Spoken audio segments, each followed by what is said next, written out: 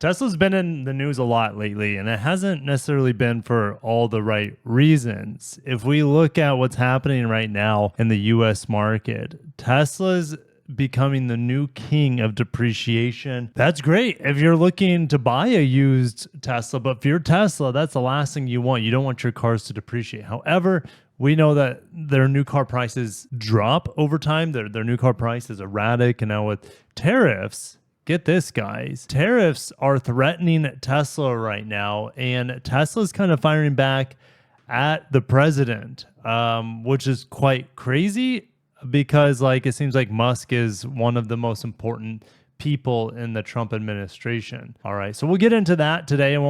I won't share hardly any opinions. The exciting thing is that Tesla is readying a Model Y that'll cost 20% less. This will start in China. So I'm excited to talk about this news today. Guys, if you enjoy Tesla news every once in a while, make sure to smash the like button and subscribe. It's not my main focus here on the channel. I'm not a Tesla channel, nowhere close, but they're an important American automaker, and I will cover them from time to time, especially when you might be able to find some used Teslas right now. Maybe I should look up, was it Hertz that offloaded all of their Teslas in the past year? Let me pull this up real quick before we get into the raw data. So this is my local Hertz dealer in Estero and Bonita. Not a bad deal for a cheap Bolt. It should be cheaper in my opinion. But if we look at the Silverado, look how much this has been discounted. I can't believe there's Silverado EVs in my local Hertz dealer. And there's another one right here around $50,000. But where are the Teslas? Have they got rid of all the Teslas? No, there's a few left in my area. Okay, so if we look at a Model 3, look how cheap a Model 3 is with 122,000 miles. If we look at a 2023 Model 3, 58,000 miles. Model Y, long range. Why is this so expensive? That makes no sense to me. Why is that 61K? That must be a typo. If we look at other, like for example, here's a Model Y of $24,000, 22 model. So, I mean, personally, I don't know. Would I rather have a Model 3 than a Model Y? Model Y is a little bit more practical. The Model 3 is a little bit more fun to drive. But yes, anyways, the fire sales are there. The fire sales are there for Teslas right now. Now, used car sales have started to level out, unfortunately. It would be nice for the used car market to see less prices, but that's not the case. Okay, they're pretty much even. I mean, compared to last summer where we saw 5%, 6%, 7% drops in year-over-year used car prices, on 1 to 5 year old used cars, that is, right? Now it's about flat, only a couple $100 difference year over year. But check this out, Tesla leading drop in used car values. Tesla's used models lost nearly 14% in value on average over the past year, more than any other nameplate. Maserati and Chrysler, they're traditionally right up there at the top for leading in depreciation. Tesla now is at the point where it's like, don't buy a Tesla. Why is Tesla looking the worst here than any other brand? Well, Tesla's not the only one affected by EV depreciation falling off of a cliff. The problem is Tesla only sells EVs. And since they only sell EVs, of course, the whole brand is going to look like it doesn't hold its value. Gas cars, hybrids, they hold their value right now in the market way better than EVs.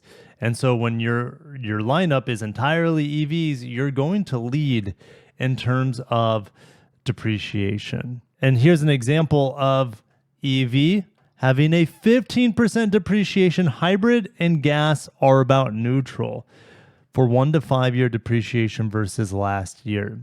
That is quite crazy. Let's look though. Here's the thing, guys.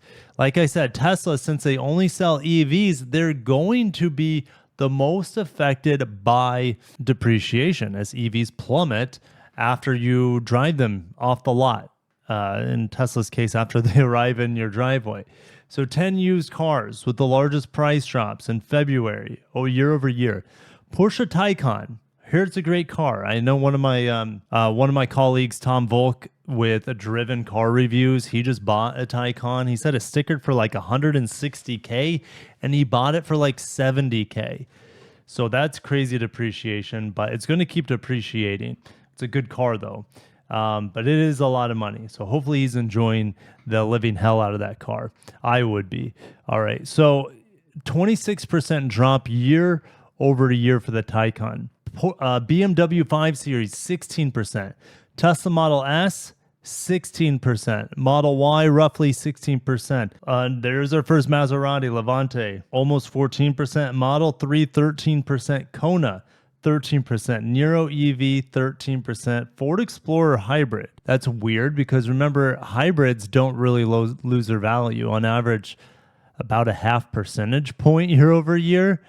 And then we have the Ford Explorer Hybrid. There's probably a reason for it. I just don't know why its value has completely tanked. All right. And then Mercedes-Benz AMG GT, minus 11%. The average in the industry is less than 1%, and Tesla's averaging about 14%. If we get into EVs on average lose 15% value year over year, and that's why Tesla's average right now is the worst in the industry. The Leaf doesn't actually, I mean, this is not it's top 8 worst for EVs, but it's not that bad for a Leaf. All right. Model X, 9%, Nero EV, 12%.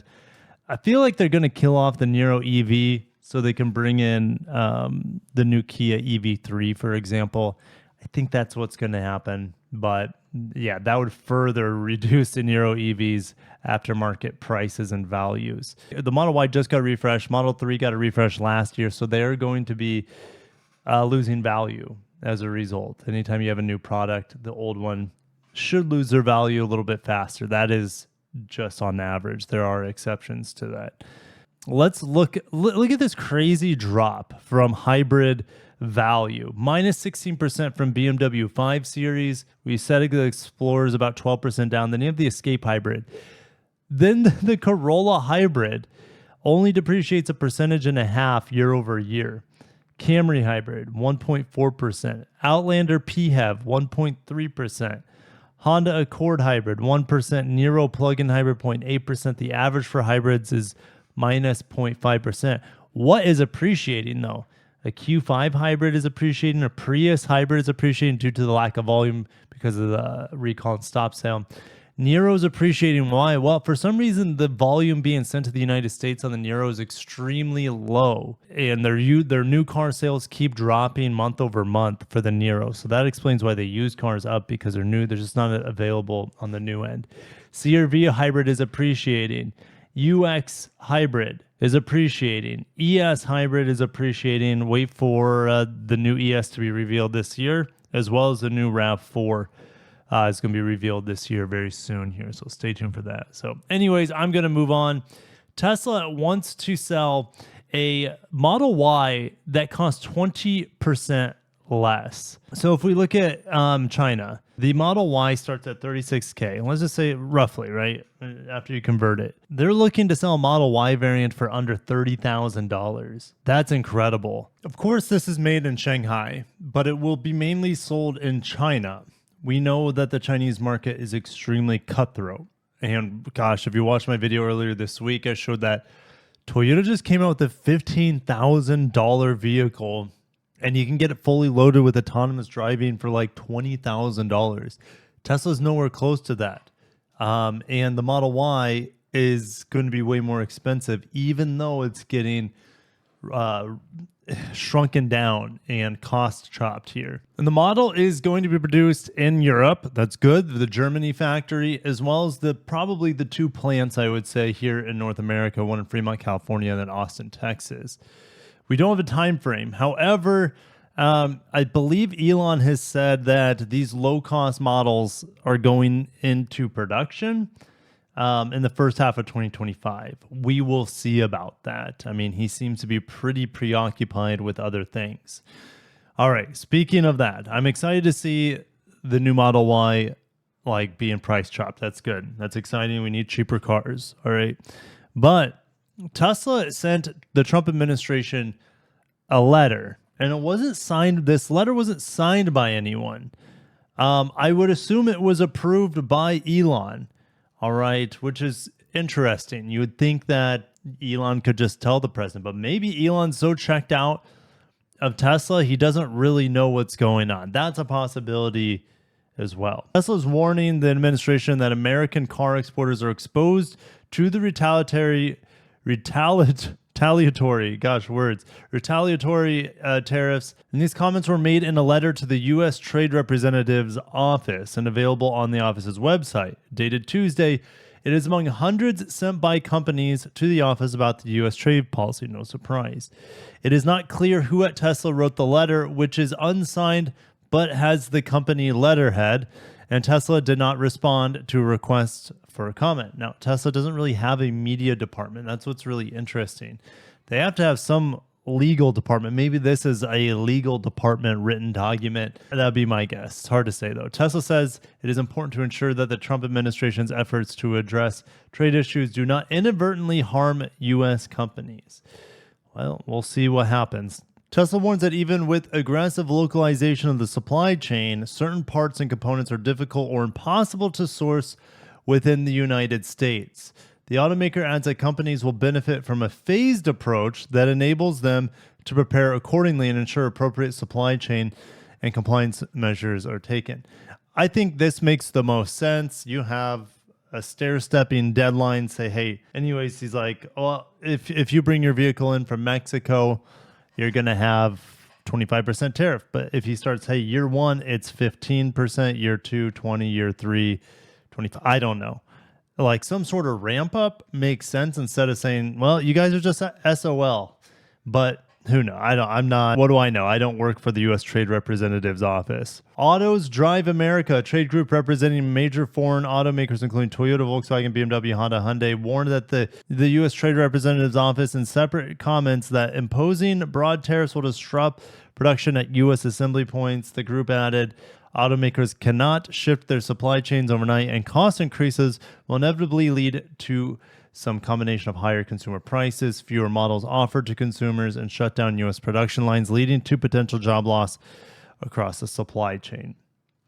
Yeah, it's definitely a shock to the system. There's going to be pros and cons to this. It seems like there are more cons, at least initially. Anyways, I'm going to shut down there. Thank you guys for watching. Stay tuned for more automobile news. Are you excited for a cheaper Tesla Model Y? Are you surprised that EVs depreciate very quickly, especially Tesla models seeming to be the top 3 out of the 4 in terms of depreciation for EVs? I think there's just a huge lack of demand beginning to happen for Tesla cars for lots of different reasons. And you guys can come to your own conclusions on that. So thank you guys. I'll catch you in the next one. Stay tuned for more automotive news and have a great day. Stay safe out there. Peace.